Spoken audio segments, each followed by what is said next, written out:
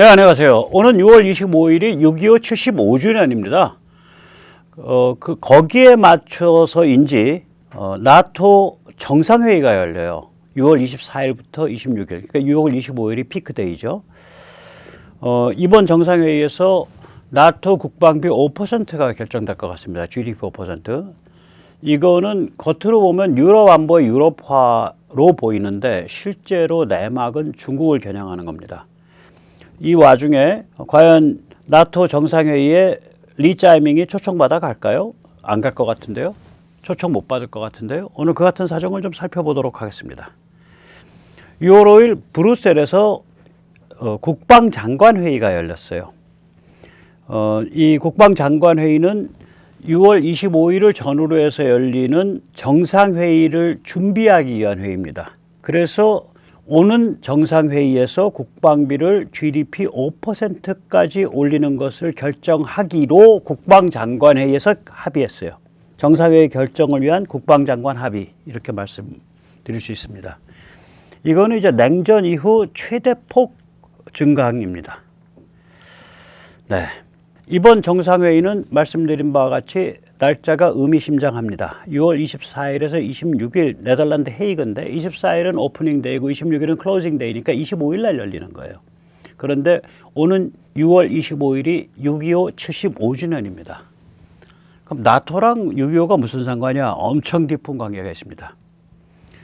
1949년에 나토가 결성됐는데요. 6.25랑 관계가 깊습니다. 병력 지원 16개국 중에 미국, 영국, 네덜란드, 캐나다, 프랑스, 터키, 룩셈부르크, 그리스, 벨기에 등 9개국이 나토 회원국이고요. 실제 파이어 파워, 전력에 있어서는 지원 전력의 99.9%도 넘습니다. 이게. 뿐만 아니죠. 의료 지원국 5개국 중에 나토 회원국이 4개국입니다. 인도만 나토 회원국이 아닌데 인도가 뭐 그 당시에 가난한 나라가 의료 지원 많이 했겠어요. 그냥 이름만 걸었겠지. 특히 이 중에서 스칸디나비아 3국으로 꼽히는 게 스웨덴, 덴마크, 노르웨이입니다. 우리가 흔히 덴마크를 그게 왜 스칸디나비아 국가야? 예, 그 언어도 그렇고 그 민족도 그렇고 또 그 전에 역사적인 것도 그렇고 그게 스칸디나비아 국가로 꼽혀요. 덴마크이. 실제로 덴마크에서 바로 배 타고 페리 타고 건너면 스웨덴이죠. 그래서 이 스칸디나비아 3국이 그 1958년에 국립중앙의료원, 옛날 이름이 이게 메디컬 센터인데 이거를 지어줬어요. 이게 1980년경까지만 해도 국내 최첨단 병원으로 꼽혔고 그 내부에 있던 식당, 스칸디나비아 클럽이 국내에 그래도 그 가성비 가장 좋은 양식당으로 꼽혔었습니다. 또 당시에 1950년 당시에 서독은 그러니까 분데스웨어, 그러니까 서독 그 군대가 아직 없던 시절이에요. 그러니까 나치군이 해체되고 아직 군대를 조직하지 않았던 시점입니다. 그래서 물자만 지원했어요. 또 북대서양의 그 전략 요충지가 있죠. 아이슬란드. 그 여기는 그 당시에 1950년대 인구가 11, 2만밖에 안 돼요. 그러니까 병력을 보낼 처지가 안 되죠. 여기도 물자 지원을 했습니다. 나토가 엄청나게 지원을 한 거예요. 한마디로 6.25와 관련해서 이 나토 회원국 중 9개국이 전력 지원의 99.9% 이상을 담당했고 4개국이 의료 지원의 99.9% 이상을 담당했으며 그와 별도로 실제로 병력이나 의료진을 보낼 만한 처지가 아니었던 나라들 서독과 아이슬란드는 물자 지원을 했습니다. 그래서 총 15개국이 그 우리 6.25랑 관계 있고 한반도랑 관계가 있는 거예요. 그러니까 나토가 우리랑 그렇게 멀리 떨어진 기구가 아닙니다. 굉장히 가까운 기구예요. 그래서 나토 정상회담을 6.25에 맞춰서 아마 한 거, 그 아마 여러 가지 의미가 있을 거다. 알고 했을 거다. 그러니까 저희들이 또 우리 현충일은 노르만디 상륙일에 맞춰져 있습니다. 우리 현충일은. 그러니까 6월 6일이 그 노르만디 상륙일입니다. 그러니까 우리가 유럽이나 그 제2차 대전 혹은 유럽의 안보 이거랑 이 대한민국이 그렇게 역사적으로 분리되어 있는 나라가 아니에요. 네. 잠시 광고 말씀 여쭈겠습니다. 아시다시피 세네탈처럼 광고가 잘 붙지 않습니다. 붙더라도 천천히 묻는 경향이 있습니다. 도와주시면 보다 좋은 컨텐츠로 찾아뵙기에 참으로 큰 도움이 되겠습니다. 조금 더 살펴보죠. 이 한반도 급변 사태에 전력을 제공할 의지를 밝힌 나라들을 이제 그 전력 제공국 커미티드 컨트리즈라고 보통 얘기를 하는데 이게 17개 나라쯤 돼요. 근데 이 중에서 12개 나라가 나토 회원국입니다. 위에 적힌 거 보면 네덜란드, 노르웨이, 영국, 프랑스, 벨기에, 터키, 그리스, 이탈리아, 덴마크. 예. 그리고 캐나다, 미국. 이게 다 나토 국가니까. 거기에다가 미국의 절친이라고 할 수 있는 오스트레일리아, 뉴질랜드를 포함하면 14개국입니다. 그러고 보면 세계 최강의 군사력, 군사 블락은 유엔 군사령부입니다. 오히려 잠재적으로 유엔 군사령부가 세계 최강 중에 하나예요. 이게. 여기서 잠시 벤바를 좀 모시겠습니다. 일본 안에 미군 기지 7군데가 한반도 급변 사태에 대비한 유엔사 후방 UNC 리어입니다. 이 점에 있어서 우리는 미국뿐 아니라 일본에도 좀 고맙게 생각할 필요가 있어요. 왜냐? 일본인 중에 이 유엔사 후방이 일본의 안보에 위협이 된다. 애꿎은 일본인의 생명을 위협한다. 이렇게 해서 댕댕거리는 일본인은 없습니다. 점잖은 거죠. 그 점에 대해서는 우리가 고맙게 생각을 해줘야 돼요. 물론 이거는 일본의 자체의 자발적 호의라기보다 당연히 미일 안보조약상의 9절에 주일 미군 및 주일 미군 기지는 일본의 방위뿐 아니라 파리스트 극동의 방위에 활용된다라고 박혀져 있고 그 두 나라 사이에 미일 사이의 양해 사항에 일본 외의 방위에 주일 미군 기지와 주일 미군이 활용될 때는 미리 일본과 협의한다. 그러니까 일본이 합의해 줄 필요는 없는데 알려는 주고 뭐 말이라도 나눠본다. 그게 양해 사항이에요. 조약 바깥에 있는. 또 조약 바깥에 있는 양해 사항에는 그 사전 협의마저도 한반도 급변 사태에 관해서는 적용되지 않는다. 한반도 급변 사태 일어나면 그냥 자동방어로 한다. 그렇게 돼 있어요. 미일 안보 조약의 조약 외 양해 사항에 언더스탠딩에 그렇게 되어 있습니다. 또 벤발 말씀드리겠습니다. 유엔군 사령부. 그럼 이게 유엔자가 붙으니까 이건 유엔 안보리나 유엔 총회의 컨트롤을 받겠지. 우리가 그렇게 착각하기 쉬운데 전혀 관계가 없습니다. 이건 100% 미국이 운영합니다. 이건 언제까지 그러냐? 유엔군 사령부가 유지되는 한 그렇습니다. 그럼 유엔군 사령부는 언제까지 유지되냐? 한반도의 전쟁 상태. 이게 우리가 지금 휴전인데요. 휴전은 군사학에서는 전쟁 상태로 봅니다. 아미스티스는. 한반도의 휴전 상태가 계속되는 한 유엔군 사령부가 유지되고 유엔군 사령부가 유지되는 한 그거는 유엔의 안보리나 유엔 총회랑 상관없이 미국에 의해서 제어됩니다. 그 법률적 근거는 다음과 같습니다.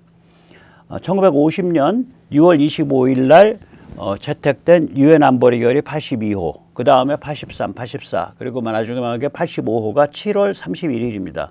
유엔 안보리 결의 이 4개에 의해서 이 근거가 주어지고요. 그 다음에 우리가 휴전을 했을 때 유엔 총회가 그 휴전을 인정을 해주면서 휴전 체제 아래서 유엔군 사령부를 유지를 하고 그거를 미국이 계속 운영한다라고 그렇게 결정을 해요. 그게 1953년 유엔 총회 결의가 있습니다. 그리고 1954년에 제네바 컨퍼런스, 제네바 회의가 열립니다. 그게 유엔 주도로 열렸는데 그 제네바 회의에서도 2개의 이제 그 주요 주제가 있어요. 거기 한반도와 그때 인도차이나입니다. 그때 월남, 캄보디아, 라오스에서 크게 폭발해요. 그 프랑스 애들이 일 잘못해갖고 독립을 안 시켜주니까 그 급진 청년들이 공산주의 조직 짜가지고 민족주의 성향의 공산주의 조직 짜서 그래가지고 그거 이제 주워 담느라고 제네바 회의가 열려요. 그러면서 이제 한반도가 하나의 또 주요 주제로 거기서 다뤄지는데 거기서도 다시 확인됩니다. 그러니까 휴전 상태에서 유엔군 사령부는 계속 유지가 되고 UNC는 그것은 미국이 관리한다. 그렇게 됩니다. 또 벤발입니다. 문재인은 휴전, 이걸 이제 영어로는 아미스티스인데 이거를 이제 그 군사학에서는 technically at war, 기술적으로는 전쟁 상태라고 얘기를 합니다. 문재인은 휴전을 종전, 이건 official ending입니다. 공식적 종전을 뜻합니다. 이것으로 바꾸려고 획책했습니다. 일부 넋빠진 미국 교포들이 한국계 상원 의원이라고 추앙하는 앤디킴 오른쪽 사람이죠. 이 위험한 공작에 하원 의원 시절부터 깊게 관계했습니다. 종전, 오피셜 엔딩이 일어나면 다음과 같은 세 가지의 끔찍한 결과가 초래됩니다. 첫째, 유엔군 사령부가 해체되죠. 그러면 주한미군과 한미동맹이 약화되죠. 이제 뭐 전쟁 끝났다며. 그러니까 이게 두 개가 주한미군, 한미동맹이 약화됩니다. 그 다음에 전쟁이 끝났기 때문에 이걸 사람들이 이걸 실감을 못 하더라고요. 북한이 정상국가가 돼요. 그럼 무슨 일이 발생하냐? 북한 급변 사태 때 대한민국과 국제사회가 개입할 수가 없게 돼요. 그래서 세 번째 결과로 이어집니다. 대한민국과 국제사회는 북한에 개입을 못 하는데 중국은 뭐 그게 뭐 그러니까 한국말을 잘하는 혹은 조선어를 잘하는 그런 사람들을 침투시킬 수가 있겠죠. 그래서 평양 지배 집단을 제거하고 북한을 직영식 민주로 흡수합니다. 그래서 이 종전선언 획책 음모를 문재인의 종전선언 획책 음모를 저는 확신합니다. 평양은 극구 반대했을 거예요. 그래서 평양이 문재인을 미워한 이유 중에 하나일 겁니다. 그래서 평양이 문재인을 삶은 소대가리라고 부른 이유 중에 하나일 겁니다. 아무튼 이건 으스스한 일이고 이건 나중에라도 좀 내막이 더 밝혀지면 문재인을 좀 사법 처리해야 될 사안이라고 봐요. 이건 굉장히 심각한 사안입니다. 자, 이제 오늘의 주제로 다시 돌아갑니다. 나토 GDP 5% 국방비. 이거 끔찍하다 그럴까? 엄청난 일이에요. 무슨 일이 벌어질까요? 유럽이 초강력 군사 불락이 됩니다. 자, 미국 제외하고 EU 국가들 GDP 얼마냐? EU 중에 나토 아닌 나라 몇 개 없어요. 스위스, 오스트리아 정도밖에 없습니다. 다 나토예요. EU 국가들 2023년, 재작년 GDP 18.6조 달러입니다. 근데 이제 EU에 속하지 않은 나토 국가 큰 게 하나 있죠. 영국이죠. 영국 GDP 얼마냐? 3.4조 달러입니다. 그러면 2023년 나토 국가들, 그 EU랑 영국 합치면은 나토 중에 이제 미국, 캐나다 뺀 거지. 유럽 쪽 나토 국가들. 이제 유럽 쪽이라고 얘기를 안 했어요. 유럽 쪽 나토 국가들. 그것도 터키도 빠졌어. GDP 치정 얼마야? 22조 달러예요. 여기에 이제 터키도 붙어야지. 어쨌거나 그러면 거기에 5%면 1.1조 달러야. 미국이 지금 9천억 달러 정도 써요.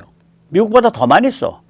2023년 러시아 GDP가 얼마냐? 딱 2조 달러예요. 러시아 GDP의 절반이 넘는 국방비를 쓴다는 얘기예요. 이렇게 되면. 물론 이 중에 5%는 아니에요. 3.6%가 직접적 국방비고요. 1.4%가 그동안 너무 이걸 해체시켜 놔가지고 생산시설 기타 등등 인프라가 그 인프라 다듬는 게 1.4%예요. 그러나 뭐 저러나 5% 잡으면 이렇단 소리예요. 무지무지한 돈을 쓰는 겁니다. 이거. 미국보다 더 쓰는 거예요. 나토 유럽 국가들이 GDP 5%를 국방비로 사용하면 또 하나의 천조국, 우리가 미국을 천조국이라고 부르잖아요. 왜 그러냐면 미국이 한 1,000조 원쯤 쓰니까 1조 달러, 그 1,000조, 미국이 지금 9천억 달러쯤 쓰죠. 9천억 달러, 8천 몇백억 달러, 9천억 달러 쓰는데 그러니까 1,000조를 더 쓰죠. 미국이 지금 한 3,400조 쓰는 거죠. 이게 이쪽 그 유럽 쪽 나토 국가들 전체 하면은 5% 쓰면 이거보다 더 쓴다는 얘기예요. 이게 국방비로 연 1조 달러 안팎을 사용하는 블락이죠. 여기에 이제 미국도 붙고 캐나다 또 붙어야 돼요. 이거는 결국 뭐냐? 유럽 안보의 유럽화. 그러니까 이걸 좀 의식하게 표현하면 Europeanization of European Security가 되겠죠. 이게 일어나는 거예요. 닉슨이 이제 1969년에 베트남에서 몰리기 시작합니다. 왜 그러냐면 1968년 1월 말서부터 1968년 10월 정도까지 구정공세, 구정은 1월 말에 시작했는데 그 내내 구정공세가 있어요. 이게 전술적으로 보면 베트공의 실패입니다. 무지하게 많이 죽었어. 뭐 3만 명, 5만 명 죽었어. 근데 전략적으로는 성공이에요. 베트공의 존재감을 확 드러냈고 죽은 사람의 1,500가 새로운 베트공으로 충원된 거야. 저 사이클을 타기 시작하면 못 말려요. 무지하게 잔인한 투쟁을 해서 5만 명이 숨졌는데 20만 명이 충원돼. 그러면 그 다음에 10만 명 죽으면은 40만 명 충원되는 거야. 이길 도리가 없는 거예요. 이 사이클이 68년도 말에 성립해요. 그래서 69년도에 야 이거 안 되겠다. 그래가지고 이제 발뺄 준비를 하죠. 그게 바로 베트남 전쟁의 Vietnamization of the Vietnamese War. 그 다음에 아시아 안보의 아시아화, Asianization of the Asian Security. 이게 1969년 그 닉슨이 괌을 방문했을 때 발표한 괌 독트린입니다. 혹은 닉슨 독트린입니다. 그건 미국이 후퇴하면서 일어난 일이고 지금 미국 후퇴하는 거 아니에요. 그런데 유럽 안보의 유럽화가 일어나고 있는 거죠. 한편 그때 이 닉슨 독트린을 역으로 활용을 했죠. 박정희 대통령은 그래 그럼 우리 안보 우리가 지킬게. 그 대신에 우리 기본적인 무기 만드는 기술 가르쳐줘. 그래서 뭐 소총 만드는 기술 M16 그 다음에 대포 만드는 기술 105mm 뭐 이런 게 그때 다 들어오죠. 그 다음에 그때 뭐 그러니까 미사일이라는 게 이제 대공 미사일인가 지대지 미사일 뭐 그런 일부 기술이 들어오죠. 그때. 그런데 과연 나토 이 5%가 유럽 안보의 유럽화만을 겨냥한 것일까요? 혹은 그 미국 군사력이 인도태평양 중국에 집중할 수 있도록 만들어주는 것, 즉 미군 릴리스, 미군을 유럽부터 풀어놔주는 것, 릴리스 프롬 유럽 이것만 목표로 하는 걸까요? 이러기에는 패키지가 너무 커요. 왜 그러냐면 유럽 안보의 유럽화, 러시아를 상대로 해서 유럽이 스스로 지켜내고 그럼으로써 미국이 유럽으로부터 포커스를 좀 뒤로 뺄 수 있게 해준다 하기에는 1조 달러 이상을 쓰기 때문에 러시아 GDP의 절반 이상을 쓴단 말이에요. 1조 1천억 달러 쓰는 거 아니야. 그러면 이거는 말하자면 패키지가 너무 커요. 러시아만 겨냥한 거라 그러기엔. 이게 미국보다 더 군사비를 많이 쓰는 초강력 군락인데, 공포스러운 군락인데. 이거는 유럽 안보의 유럽화, 미군 릴리스를 명분으로 중국을 겨냥하는 측면이 있는 거예요. 뭐냐? 야, 우리 인도태평양에 전쟁 나면 참전할 거야. 실제로 나토가 여기 와서 훈련하잖아. 나토 비행기도 오고, 나토 항공모함도 오고, 나토 전함도 오고. 두 번째는 뭐냐면 이번에 아까도 말씀드렸지만 5%를 쓴다 그러는데 직접적 군사비는 3.6%입니다. 1.4%는 1.4%포인트는 어디다 쓰는 거냐면은 저거에 쓰는 거예요. 이런 인프라 갖추는데 생산시설 다시 살려내고 이런 거. 그럼 이게 뭐냐? 인도태평양 전쟁에 붙으면은 군수기지 역할. 우리도 그런 계산한 거 아니야. 폴란드에 기술 합작으로 무기 공장을 세우면 우리가 물론 비즈니스 기술 뺏긴다는 위험성은 있지만 안보적 측면에서는 여차해서 여기서 한판 붙을 때 거기서 무기 들여오면 되니까. 그러니까 대한민국이 민주주의의 무기창이고 미국도 그 나름 민주주의의 무기창이고 유럽도 이제 민주주의의 무기창이 될 소지가 있는 거예요. 그래서 프랑스가 예를 들면 천무 K239 그 발사대와 그 미사일을 그 한국과 손잡고서 현지 생산하겠다 이런 얘기가 나오는 거예요. 이런 문맥에서. 그래서 이게 중국을 겨냥한다니까요. 실제로는. 윤석열 대통령은 2022년 마드리드, 2024년 빌니우스 리투아니아, 2023년, 2024년 워싱턴 3년 연속 나토 정상회의에 초청받아 참석했습니다. 그런데 리짜이밍은 6.25 75주년과 동기화되어 있는, 싱크화되어 있는 2025년 헤이그 나토 정상회의에 초청받을까요? 참석할까요? 아니면 뭐 바쁘셔갖고 그날 베이징으로 출장 가실까요? 6.25 75주년 날. 뭐 그것도 말이 될 것 같네요. 유럽 국가들이 GDP 5% 국방비를 나아가고 있는 만큼 한국도 그 방향으로 나아가게 됩니다. 결국. 그러면 우리는 이제 뭐 그래도 3.6% 이상은 써야 돼요. 왜 그러냐면은 유럽이 직접적 국방비는 3.6%잖아. 그동안 너무 안 해와서 그거 살려내라고 1.4% 더 쓰는 거잖아. 그러니까 우리 3.6%까지 쓸게. 거기가 우리 최대 맥시멈이에요. 그럼 우리가 2.7% 쓰고 있거든요. 그 3.6%, 뭐 4% 써봐. 중국 자지러져요. 그럼 미국이나 이런 국제적인 추세를 리짜이밍이 수용할 수 있을까요? 아니면 비명 지르고 못해 비명 지르고 베이징으로 도망갈까요? 뭐 그래도 만약에 이런 미국이나 이런 서방의 추세를 리짜이밍에 수용을 했다. 그래서 뭐 5%는 아니더라도 한 4%까지 수용을 했다. 그러면 중국은 그 베이징은 리짜이밍을 어떤 눈으로 볼까? 이건 뭐 문재인 혼밥보다도 더 못한 걸레로 볼 겁니다. 이건 배신자, 걸레 이렇게 되는 거죠. 자, 이제 보다 큰 차원에서 문맥을 살펴볼 수가 있어요. 이게 이 그림의 왼쪽 세 군데, 그러니까 냉전 단극 체제, 그러니까 유니폴라 모멘트라 그러는데 테러와의 전쟁, 여기까지는 미국 국방부에서 쓰는 그림이고요. 오른쪽 두 개 전환기 신냉전은 제가 그 그림의 바탕을 둬서 제가 추가한 포인트예요. 1945년 냉전 시작 이후 글로벌 안보 환경, 글로벌 이거 시큐리티 인바이러먼트라 그럽니다. 글로벌 안보 환경은 작게 세분하면은 5단계.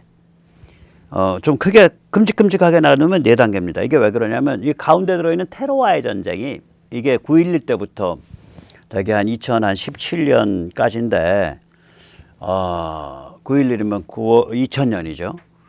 이게 결국은 단극 체제에 들어가거든요. 유니폴라 모먼트 안에 들어가요. 그래서 이거를 단극 체제의 한 부분으로 집어넣으면 크게 4덩어리가 나오고요. 이걸 독립을 시켜내면 크게 5덩어리가 나옵니다. 이 중에서 이제 전환기는 제가 규정한 건데 이건 2017년 12월 미국의 국가 안보 전략 National Security Strategy라는 보고서가 나오면서 그 보고서에서 중국을 그러니까 전략적 경쟁자, Strategic Competitor, 그 다음에 시급을 다투는 위협, Pacing Threat라고 규정을 해요. 그때부터 전환이 시작된 거예요. 그러니까 2017년 12월 뭐 그냥 거칠게 얘기하면 2018년부터. 그 언제까지? 바이든 정부 말까지, 2024년 말까지. 그리고 2025년 들어가면 이제 어저께 말씀드렸듯이 트럼프가 말하자면 전면적, 본격적, 전략적 반중을 그냥 밀고 나가고 있기 때문에 이건 제대로 된 신냉전이 된 거예요. 2025년부터는. 저는 그렇게 이렇게 이제 5단계쯤으로 1945년 냉전 시작은 정확히 말하면 1946년경인데 뭐 45년으로 치고 그거 이후 그러니까 2차 세계대전 이후를 제가 5단계쯤으로 지금 나누고 우리는 지금 신냉전에 살고 있는 거예요. 그러면 신냉전에서 유럽 국가들은 결국 뭐를 선택한 거냐면 미국보다 군사비를 더 지출하는 초강력 블록이 되겠다. 이거를 선택을 한 거고 이거는 인도태평양 안보, 대중국 안보, 중국 제압 안보를 원격 지원하는 거예요. 메시지는 이겁니다. 야, 여차하면 인태 전쟁 나면 우리 참전해. 인태에서 전쟁 나면 여차하면 우리 유럽 쪽에서 군수공장 엄청 돌려가지고 막 무기 밀어줄 거야. 이게 그 메시지예요. 그럼 이런 유럽의 백업을 딱 등 뒤에다 달고 미국은 신냉전에서 인도태평양 지역, 중국에 초집중할 수 있게 된다고요.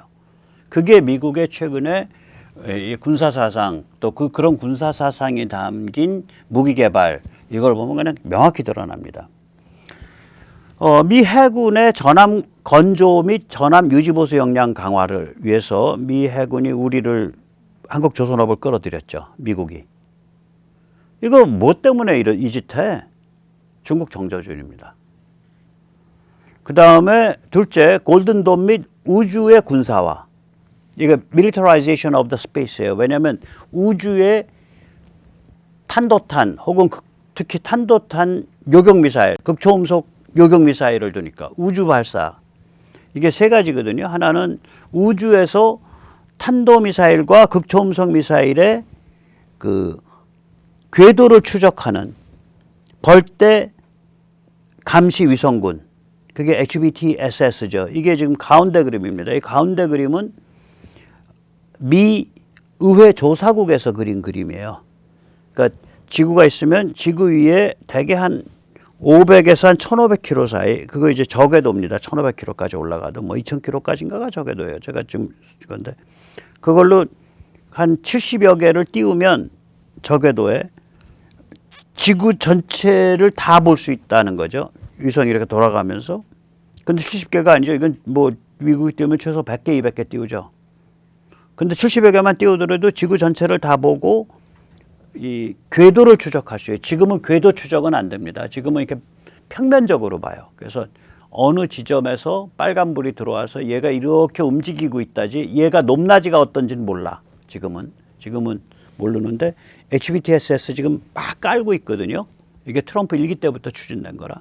이거 되면 궤도 추적이 돼요. 벌떼 감시 위성군. 또 그다음에 우리가 스타링크인가? 일론 머스크가 하는 거.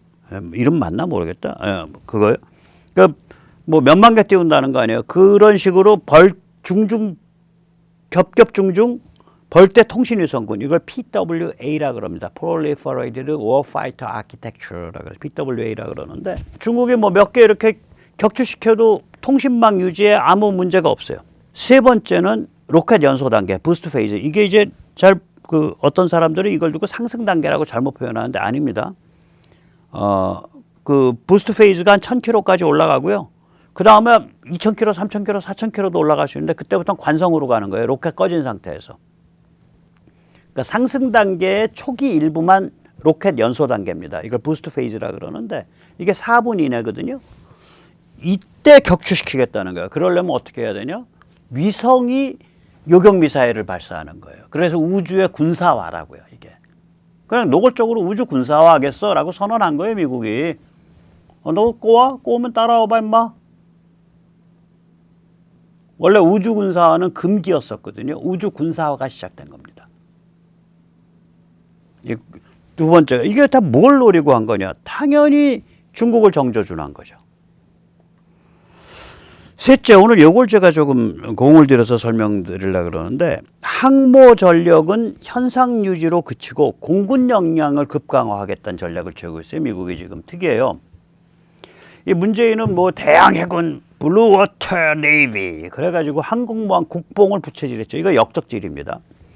중국과 인접한 우리가요, 항공모함을 운영한다라는 건 4,000명 강철관짝을 운영하는 거예요. 관철관짝 안 되려면 남태평양 가서 항상 관광해군 하고 계셔야 돼. 그러니까 관짝해군을 하든지 관광해군을 하는 거예요. 문재인은 우리의 국방 역량, 우리의 국방 자원을 의도적으로 낭비시키려고 음모를 짰다라고 저는 생각을 합니다. 미군 지금 하는 거 보면 항모 전략 강화 안 하겠다는 거예요. 항공모함에서 뜨는 비행기 강화 안 하겠다는 거예요, 당분간. 그래서 그 미 해군의 차세대 전투기 FA-XX 프로젝트가 무산돼 버렸어요. 이거는 이런 것도 프랑스 애들이 잘 읽어내. 프랑스의 그 최고 그 군사 평론 잡지 메타 디펜스에 있는 걸 제가 번역을 해드릴게요. 기사 제목은 뭐냐면, 영문으로 번역했을 때 펜타곤은 해군의 차세대 전투기 FXX를 뒤로 물리고 공군의 차세대 전투기 F-47에 집중하고 있다. 그러니까 기사 제목이에요. 그중에 일부만 인용을 하겠습니다. 이 같은 변화의 배경에는 미국 군사력의 우선순위에 관한 전면적 재조정이 존재한다.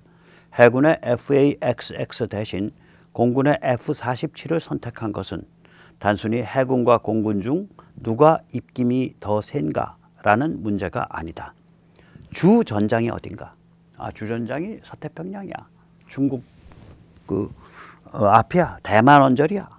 또 어떤 형태의 교전이 일어나는가? 중국이 인해정술로 밀고 나올 거야. 그리고 우리 항모를 중국이 대함 탄도미사일로 노릴 거야. Anti-Ship Ballistic Missile, ASBM으로 노릴 거야. 군사력 배치 전력은 무엇인가? 어디에 미군 기지 둬야지? 어떻게 배치해야지? 이런 근본 이슈가 관련돼 있다. 또한 중국 인민해방군으로부터 대만을 방어한다라는 목표에 대해 미국이 어느 정도 비중을 부여하고 있는가라는 문제에 관해 깊은 시사점을 던지고 있다. 물론 이제 메타 디펜스는 미국이 항모 발진 항공기에 대해서 차세대 전투기를 추진하는 걸 취소한 것 혹은 무한 연기시킨 것에 대해서 좀 비판적이에요. 근데 저는 왜 그런지 알겠더라고요. 전 찬성입니다.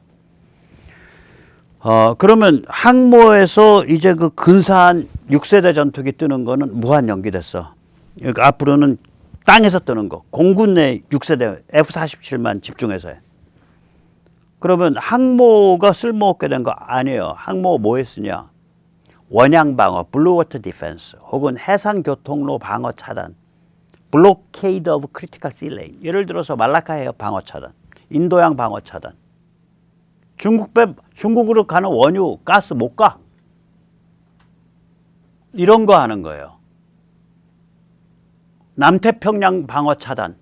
중국의 뭐 팔라오 이런 데 깐죽대는 거 그냥 잘라버려. 항모전단은 그런 거를 하는 거지. 중국 근처에 가가지고 교전하는 것. 제가 마음대로 정한 숫자예요. 800에서 1600km 중국 해안으로부터 500에서 1000마일. 여기 안에 들어가서 이게 이제 중국의 A2AD, 그러니까 반지역 접근 거부 영역 안에 들어가서 싸우는 거는 항모가 안 한다라는 얘기라고. 그러면 Anti Ship Ballistic Missile (ASBM), 그러니까 뭐 1,500km 떨어진 거를 대함 탄도 미사일로 깨는 거. 중국이 그런 종류의 기술에 이렇게 집중돼 있기 때문에. 참고로 일본에 있는 미국 항모의 모항 요코스카, 그 도쿄 부근이죠. 요코스카 항이 중국 해안으로부터 한 1,600km 떨어져 있습니다.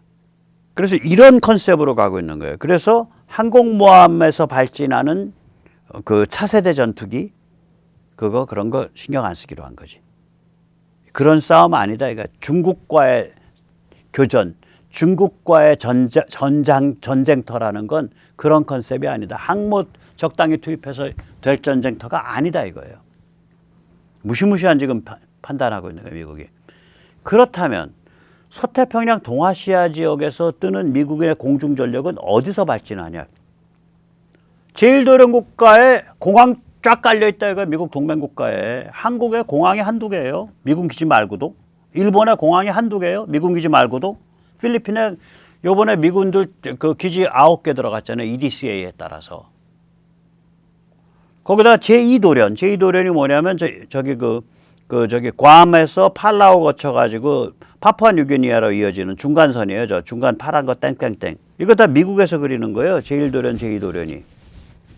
제2도련 기지, 이게 이오지마인데 이오지만이라 그랬네. 이오지마. 그게 도쿄에서 아래로 한 1,000km 내려가서지. 괌, 티니안은 괌 바로 아래 북마리아나 제도에 있는 거고요. 제2차 세계대전 때 일본을 공습한 폭격기들이 티니안에서 떴습니다. 그거 정글에 덮여있던 거 활주로 지금 다 걷어내가지고 살려내고 있어요. 티니안. 괌 옆이에요, 바로. 오스트레일리아에서 뜨면은 남중국해와 그 필리핀은 충분히 커버되니까. 예. 그 다음에 하와이. 그 다음에 미 본토 서부. 그러니까 B-21 스텔스 폭격기, B-2 스텔스 폭격기는 미 본토에서 떠요, 주로. 알래스카나 캘리포니아에서. 하와이도 별로 배치가 안 돼 있어요. 관리 이런 것 때문에. 여기에서 하는 걸로 충분하다고 보는 거예요.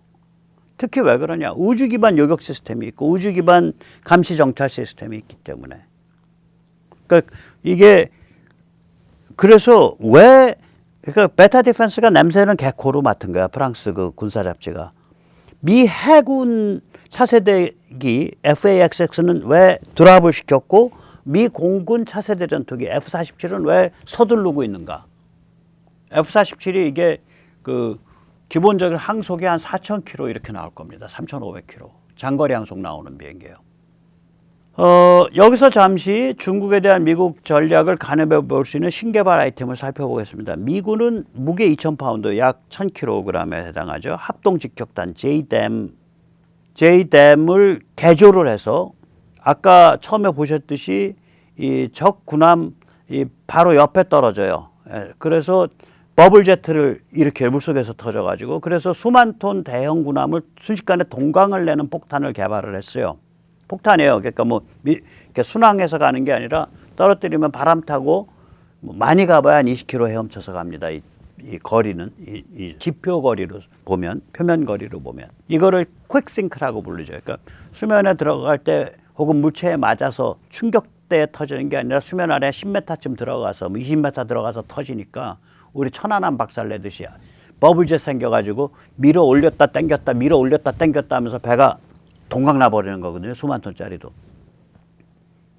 이게 2,000파운드 1톤짜리 터지면 동강 나요. 근데 그 정도까지 안 가더라도 구축하면 작살 내겠네. 수천 톤짜리는 호위함이나. 그래가지고 미국이 지금 뭐라 그러냐. 500파운드급.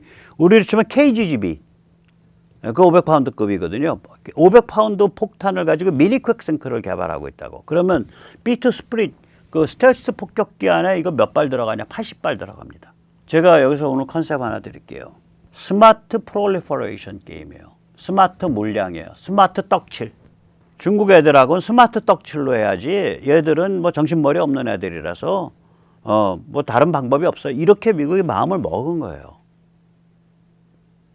무시무시한 변화가 일어나고 있는 거죠. 자, 그래서 이제 마지막 말씀드리겠습니다. 중국 체제 위기, 공산주의 체제 위기는 앞으로 더 깊어질 겁니다. 그 얘기는 뭐냐? 중국의 발작 위험성 역시 그만큼 커질 겁니다.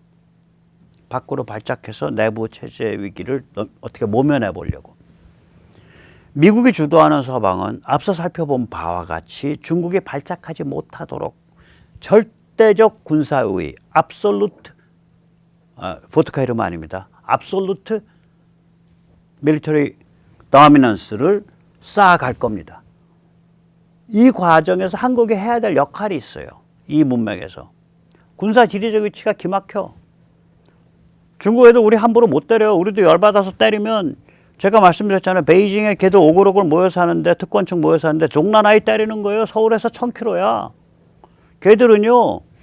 베이징 종란아이 아닌 데서 뭐 특히 농촌 같은 데서 혹은 우한 같은 데서 한 수백만 수천만 죽어나가도 눈 하나 깜짝 안 해. 종란아이에선 1000명만 죽어나가도 엉엉 우는 애들이에요. 그러니까 군사 지리적 위치가 서로 목에 칼을 겨누고 있는 아주 그 민감한 위치예요. 두 번째, 우리 군사력이 뭐 그렇게 만만하지 않잖아. 세 번째, 미군과의 연합군으로 다져져 있어요. 이거 CFC라 그러죠. Combined Forces Command라 그러는데 이게 전 공식 명칭입니다. 제가 무식한지 몰라도 미국이 그러니까 나토 같이 블락 연합군은 하는데 우리 같이 양자 연합군을 운영하고 있는 나라는 대한민국이 유일하다고 저는 생각을 합니다. 유일해요. 그 다음 우리가 민주주의의 무기창 역할을 하잖아요. 범서방 진영에서 K무기가 수행하고 있는 역할이 있잖아. 그래서 우리가 지금 이렇게 신냉전에서 굉장히 우리가 해줘야 될 중요한 역할과 기여가 있는데 여기 제가 바삭바삭 오르는 게 리짜이밍과 이 국회 독재 세력 때문에 이게 다 망가져 있는 거예요. 그다음에 국힘이 정신 못 차리고 있어서 이게 다 망가져 있는 거였고 한동훈이가 개판 쳐서 다 망가져 있고 조선일보 동아일보가 개판 쳐서 망가져 있는 거예요. 그래서 여기 바짝바짝 오르는 거예요. 자, 어쨌거나 이런 상황에서 리짜이밍은 어떻게 처신할까요? 한국이 마땅히 맡아야 할 역할을 거부하고 베이징으로 달려가서 베이징 품에 진핑이 아재 품에 이렇게 요염하게 안길까요? 아니면 한국이 해야 되는 역할을 울며 겨자 먹기로 흉내라도 내다가 베이징으로부터 배신자 걸레 취급을 받게 될까요? 예. 어쨌거나 우리한테는 반드시 커다란 변화의 계기, 기회가 옵니다. 정신 똑바로 차리면 됩니다. 오늘 여기까지 모시겠습니다. 감사합니다.